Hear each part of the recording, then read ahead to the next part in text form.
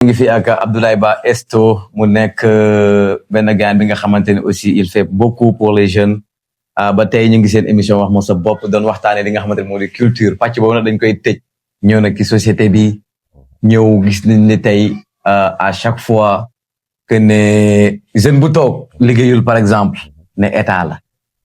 y a beaucoup de jeunes yi nga xamante ne tey ñu ngi fii nii dem nañ ba am seen licence am seen bac am seen licence ba tey nekk ay taximan Jakarta donte liggéey la mais peut-être du ñàkk war nañ am lu ëpp loo noonu quoi mais est-ce que tey tamit nga jàng am say diplôme te amoo choix depuis le début parce que tey tu vois beaucoup d'étudiants wala boog ay élèves yoo xamante ne dañuy jàng ba am seeni master amuñu benn branche boo xamante ne moom la ñuy choisir en général nag ñi ci gën a génn mooy ñu amoon seen ñu opté woon choix depuis ñuy def seconde wala boog ngay def lycée nga ne man su ma màggee su ma amee samay diplôme lii laa bëgg a doon en général ñoom ñoo ciy génn léegi nag ñeneen ñi dañuy jàng rek dajale ba benn instant nag confus duñ am ban branche la ñu war a suivre tey ban jàngat ngay defaat ci loolu aussi ka bon d'une manière d'abord plus simpliste damay wax nu ko wolof di waxee ku xam fu mu jëm moo neex a gunge nit ki da nga xam fi nga jëm ba pare après ñu door laa gunge maanaam ki ñu war a gunge ñun ñëpp mooy état ñun ñëpp dañoo nekk ci champ d'action muy yow mi da nga nekk ci champ d'action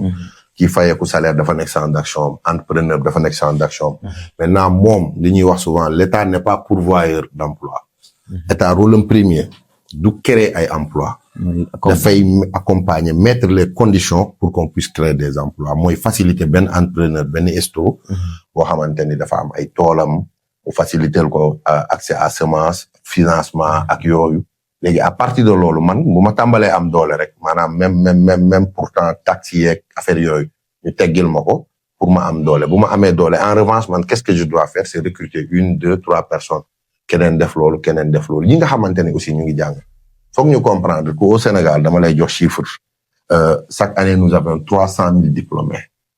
300 000 diplômés. Chaque année nous avons 300 000 diplômés tous ce sont des jeunes et chaque année état créé wul 300 000 emplois donc ce qui est sûr et certain que taux de chômage dafay taxaw Sénégal mu ngi taxaw ci taux de chômage buy tourner autour de 20 à 25%. am na ñuy wax sax 2,1% selon chiffre ANSD donc taux de chômage bi élevé na léegi ñun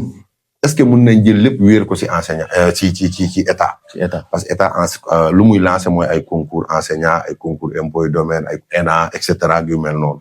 loolu ça ne prend même pas 2% annuellement ou 5% annuellement léegi le reste qu'est-ce qu'il doit faire moo tax dañoo war a mën a góorgóorlu jublu ci ay formation technique jeunes yi nga xam ne par exemple fii nga jëm comme tey fii ma nekk taaru na macha allah am na ay mbir yu ma fekk yu rafet yoo xamante nit ñi war nañ cee mën a liggéey muy ci ay peinture muy ci ay froid climatisation muy yeneen ak yeneen ay aspect technique yoo xam ne nit ñi war nañ def formation ci yooyu te boo defee formation ci yooyu après ñu état nag su boobaa moo la war a accompagner su fekkee mënaloo sa bopp amoo ñi la mën a accompagner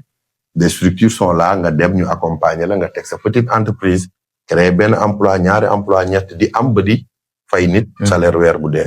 noonu la war a demee à mon humble avis donc kon ne nit ñi xam ni ñëpp mënuñoo dugg ci bureau yi ñëpp bu ñu xeeb même suuf si nañu dellu ci tool yi nañu dellu ci élevage yi nañu dellu ci agriculture aviculture pisciculture lépp a ngi fii aussi tey industrie musicale bi aussi mu ngi fay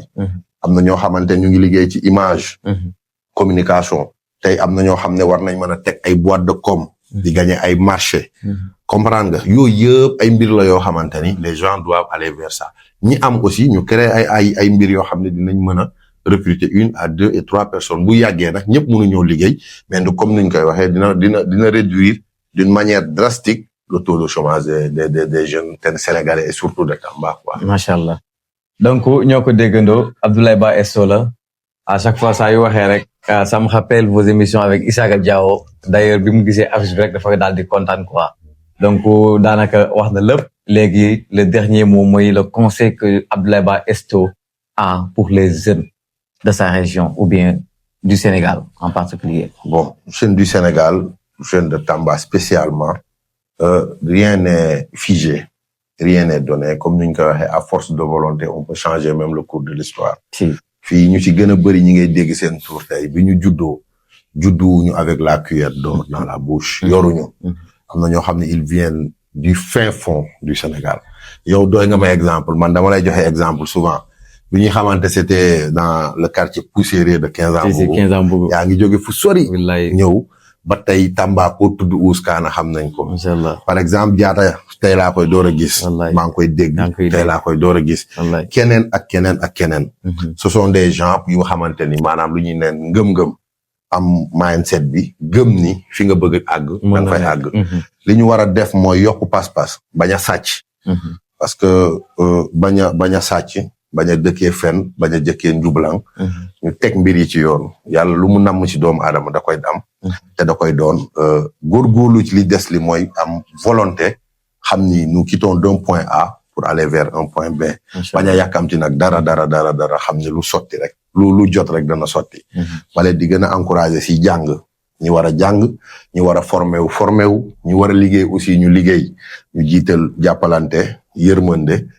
ensemble je pense que mun nañ atteindre suñu objectif. macha allah en tout cas ça a été un plaisir. kontaan naa trop ci dalal la ci émission bi macha allah plaisir partagé. merci beaucoup merci Abdoulaye Ba Esto la woon ci seen émission wax ma sa bopp merci beaucoup à Diatta le grand caméraman et Lamine Mudo merci beaucoup ñi nga xamante ni seetaan jërë ngeen jëf.